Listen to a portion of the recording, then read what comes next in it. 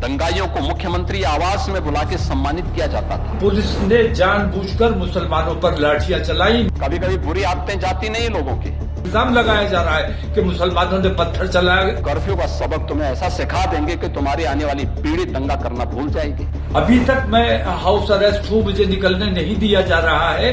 अब उत्पातियों और उपद्रवियों को पता लगेगा कि 7 पीढ़ियां याद आएंगी उनको। धर्म के नाम पर जिहादी भीड़ ये भूल जाती है कि यूपी की सत्ता में एक ऐसा शासक विराजमान है जो अपने मनमाने फैसलों के लिए जाना जाता है, जिसे कानून से खिलवाड़ बर्दाश्त नहीं, जो हिंसक भीड़ को उसके मुकम्मल अंजाम तक पहुंचाने में देर नहीं करता, जिसने बड़े से बड़े माफियाओं को मिट्टी में मिलाया है, मजहब के नाम पर जहरीली तकरीर देने वाले मौलाना जिसके टारगेट पे रहते हैं, जिसने वोट बैंक के लिए कभी राजनीति नहीं की। जी हाँ, नाम है उसका योगी आदित्यनाथ। माथे पर तेज, तन पर केसरिया लिबास लपेटे योगी आदित्यनाथ के निशाने पर अब एक और मौलाना आ चुका है। बरेली में 26 सितंबर को हुई हिंसा को शायद आप भूले नहीं होंगे। अगर आप भूल भी गए होंगे तो यूपी का सिरमौर योगी आदित्यनाथ तो कतई नहीं भूले। अब वो जुमे के दिन हुई हिंसा के मास्टरमाइंड मौलाना तौकीर रजा की क्राइम कुंडली का हिसाब करने जा रहे हैं।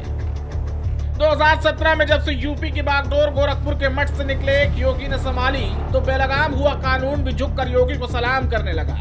और यूपी में कभी अपराध के हनक से गरीबों की रीढ़ तोड़ने वाले माफियाओं की सिट्टी पिट्टी गुल हो गई। फिर चाहे प्रयागराज का माफिया अतीक अहमद हो या फिर गाजीपुर का माफिया मुख्तार अंसारी, इन सब का हिसाब करने के बाद अब सीएम योगी एक ऐसे मिशन को पूरा करने जा रहे हैं जिससे एक बार फिर सब योगी को सलाम ठोकते दिखाई देंगे।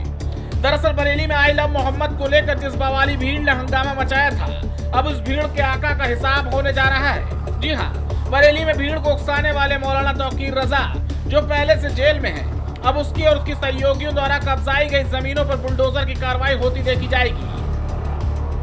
सीएम योगी आदित्यनाथ मौलाना तौकीर और उसके सहयोगियों द्वारा कब्जाई गई 100 एकड़ जमीन को मुक्त कराकर उस पर युवाओं के लिए रोजगार के अवसरों को पैदा करेंगे। साथ ही गरीब बेसहारा लोगों के लिए किफायती घरों की फिर से योजना आएगी। ये कार्रवाई न केवल माफियाओं की संपत्ति को इस्तेमाल लाने का उदाहरण है, बल्कि राज्य में अपराध मुक्त विकास की दिशा में एक मील का पत्थर भी साबित होगा। कुल मिलाकर योगी का संदेश साफ है, अगर यूपी में जरा सी शरारत की तो आपका जहन्नुम का टिकट कटना तय है, फिर चाहे आप कोई भी 30 मार्खा क्यों ना हो, क्योंकि जो योगी के प्रदेश को छेड़ेगा उसे योगी छोड़ेंगे नहीं। Desk report, prime TV.